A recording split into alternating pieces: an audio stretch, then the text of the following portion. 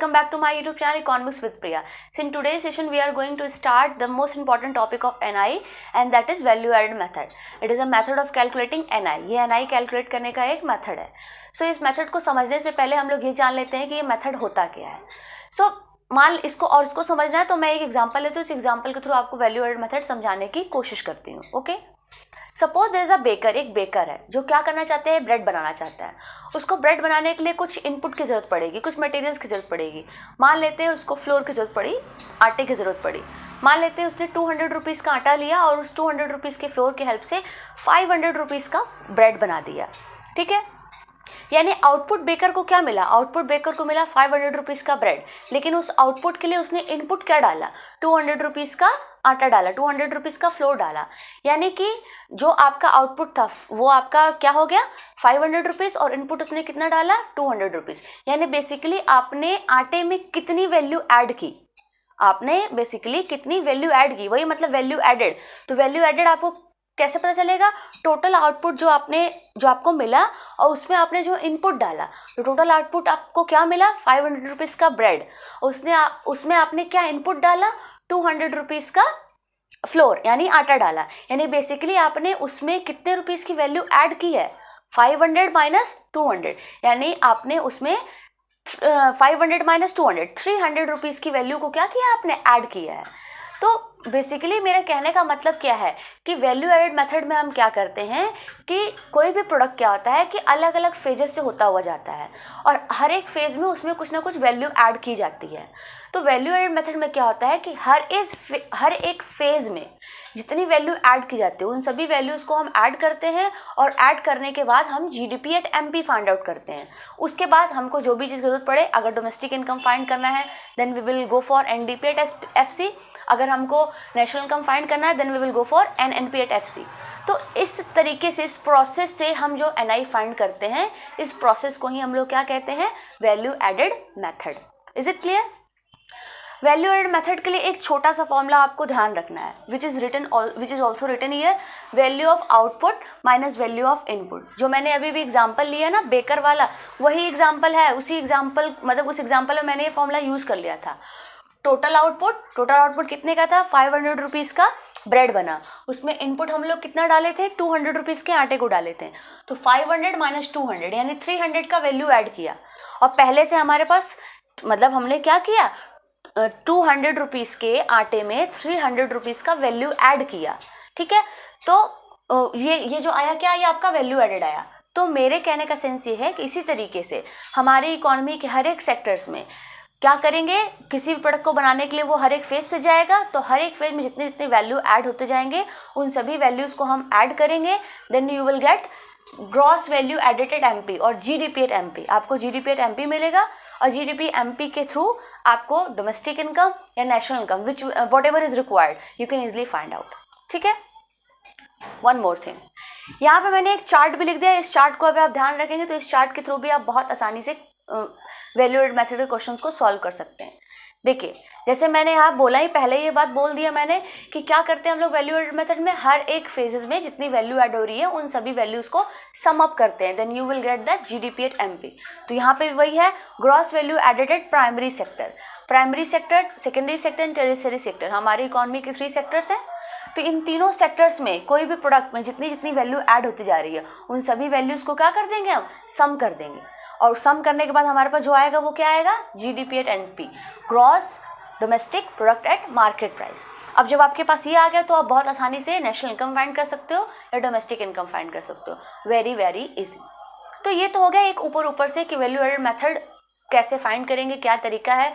ये आपको और अच्छे से तब आएगा जब मैं एक न्यूमेरिकल के थ्रू इसको बताने की कोशिश करूँगी. ये हो गया. अब मैंने यहाँ पे ये जो फॉर्मूला लिखा है वैल्यू एडेड, ये जो मैंने यहाँ पे फॉर्मूला लिखा है value added is equals to value of output minus value of input. इसके मैंने कुछ सब पार्ट्स लिखे हैं. इस सब पार्ट्स की क्या जरूरत पड़ गई भाई? इन सब पार्ट्स की इसलिए जरूरत पड़ गई क्योंकि it is not necessary that कि वैल्यू ऑफ आउटपुट ही आपके क्वेश्चन में दिया रहा है.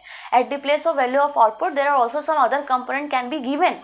तो आप कैसे आइडेंटिफाई करोगे कि वो वैल्यू ऑफ आउटपुट के ही कंपोनेंट हो? So for this you have to know about this as well. तो वैल्यू ऑफ आउटपुट का मतलब क्या हो रहा है कि क्या मतलब आउटपुट मिल रहा है.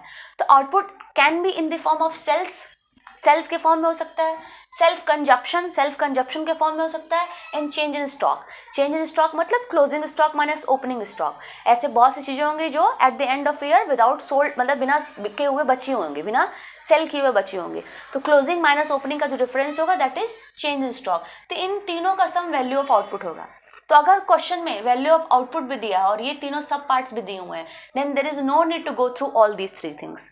आपको इन तीनों की तरफ जाने की जरूरत नहीं है, आप सीधे सीधे क्या करेंगे, इसे पिक करेंगे। लेकिन सपोज अगर ये नहीं दिया, इसके पार्ट्स दिए हुए हैं, तो आपको इनके पार्ट्स को सम अप करना होगा और फिर वैल्यू ऑफ आउटपुट फाइंड करना होगा।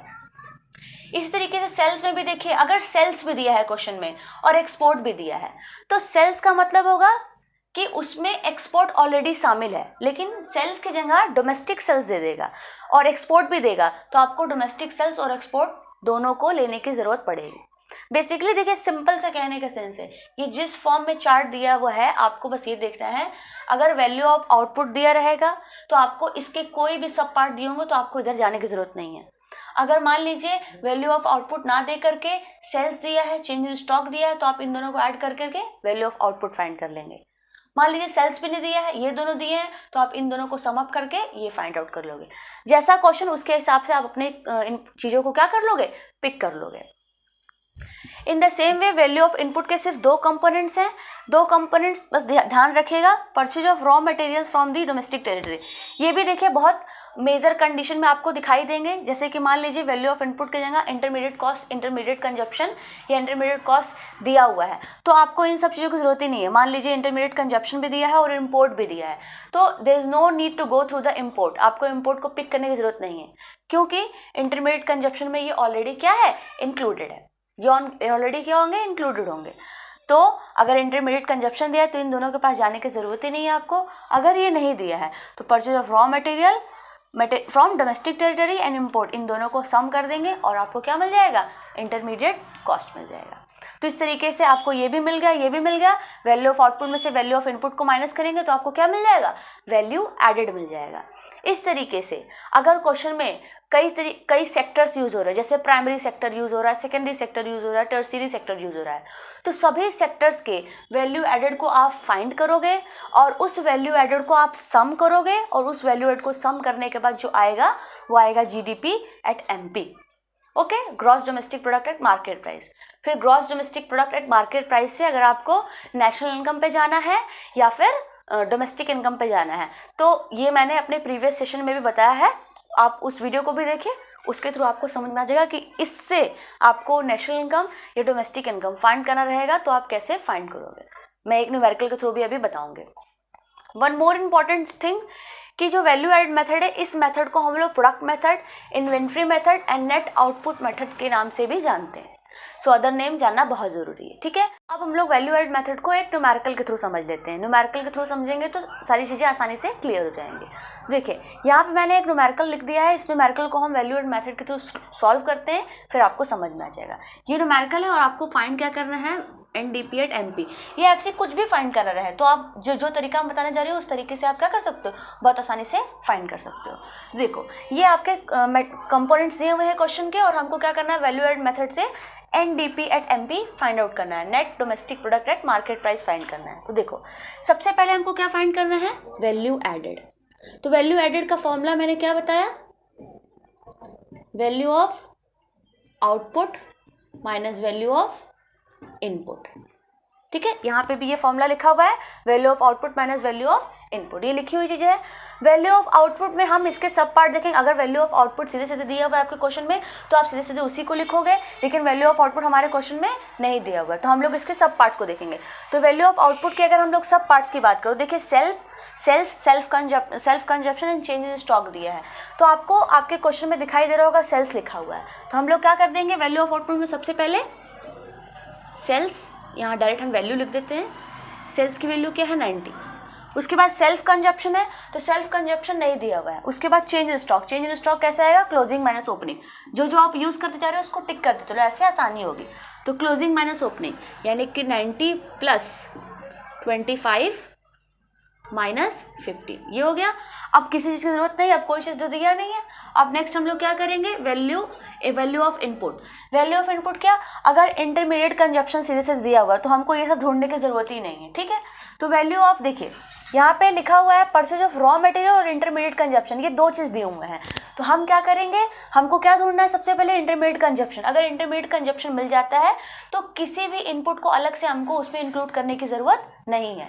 तो हम लोग परचेज ऑफ रॉ मटेरियल को इंक्लूड नहीं करेंगे, हम लोग सीधे सीधे क्या करेंगे, इंटरमीडिएट कंजप्शन को लिख देंगे।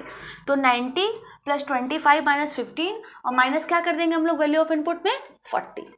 तो ये क्या हो गया, 90 + 10 - 40 यानी कि 60, ये वैल्यू एडेड आ गया। अब वैल्यू एडेड मेथड में मैंने क्या बताया, यही बताया ना कि जितने सेक्टर्स हैं उन सभी सेक्टर्स में जितनी जितनी वैल्यू ऐड हो रही है उन सभी वैल्यूज़ को ऐड करो, ऐड करने के बाद जो आएगा वो GDP @ MP है। लेकिन इस क्वेश्चन में किसी सेक्टर का वर्ड यूज़ नहीं किया गया है, मतलब प्राइमरी सेक्टर, सेकेंडरी सेक्टर ऐसा वर्ड नहीं यूज़ किया गया, फॉर्म A फॉर्म B का वर्ड नहीं यूज़ किया गया। तो सिंपली किसी इंडस्ट्री के बारे में सारी चीज़ दी हुई हैं। तो यानी यहाँ पे कोई अलग से सेक्टर्स नहीं दिए हुए, यानी कि जो भी वैल्यू ऐड हो रहा है, this value added is equals to gross value added, यानी कि ये फाइनली जो 60 है यही क्या है हम लोग का gross value added at MP और GDP @ MP। कितना आ गया, 60। अब हमको फाइंड क्या करना है, देखो NDP @ FC, NDP @ MP, NDP @ MP क्या दिया हुआ है, GDP @ MP गिवन है। ये मैंने प्रीवियस सेशन में सिखाया है कि कैसे एक मेंबर से दूसरे मेंबर के पास पहुंचते हैं, ये मैंने प्रीवियस सेशन में बता चुकी हूँ मैं। तो ग्रॉस से नेट पे पहुंचना है हमको, तो ग्रॉस से नेट पे पहुंचने के लिए क्या करते हैं हम लोग, माइनस डेप्रिशिएशन, ठीक है। अब दूसरा देखते हैं अल्फ़ाबेट, डोमेस्टिक सेम है, प्रोडक्ट भी सेम है, मार्केट भी सेम है, यानी बस फॉर्मूला हमारा फॉर्म हो गया। तो GDP @ MP क्या है 60 और डेप्रिशिएशन हम लोग अपने क्वेश्चन में देखते हैं, डेप्रिशिएशन हमारे क्वेश्चन में कितना है 20, तो ये -20 कर दे, यानी क्या आ गया 40। यानी इस तरीके से हम लोग का NDP @ MP 40 आ गया। अब मान लीजिए इससे छोड़िए अगर कुछ और भी आ जाता है, जैसे मान लीजिए आपको NDP @ FC में फाइंड करना है, तो यहाँ पे ये FC हो जाएगा, ठीक है। तो फॉर्मूला कैसे फॉर्म होगा मैंने बताया है, MP से FC पे आना, तो MP से FC पे आने के लिए क्या कर देंगे हम लोग, -NIT कर देंगे, नेट इनडायरेक्ट टैक्स कर देंगे। अब नेट इनडायरेक्ट टैक्स के लिए हमको क्या चाहिए, इनडायरेक्ट टैक्स और सब्सिडी चाहिए। आप देखिए आपके न्यूमेरिकल में क्या दिया है, इनडायरेक्ट टैक्स जैसा कि दिया है, सब्सिडी नहीं दिया है, तो आप उसको 0 कंसिडर कर सकते हैं। And you can easily find the value whatever you wanted to find, जो भी वैल्यू आपको फाइंड करनी है बहुत आसानी से आप कर सकते हैं। सो this is all about today. I hope ये बात क्लियर हो गई होगी। ज़्यादा से ज़्यादा न्यूमेरिकल सॉल्व करें, जितना ज़्यादा न्यूमेरिकल सॉल्व करेंगे उतना ज़्यादा आपको चीज़ें क्लियर होंगी। So this is all about today. Thank you all, and if you like the video so don't forget to like, share and subscribe to my YouTube channel which is economics with Priya. Thank you.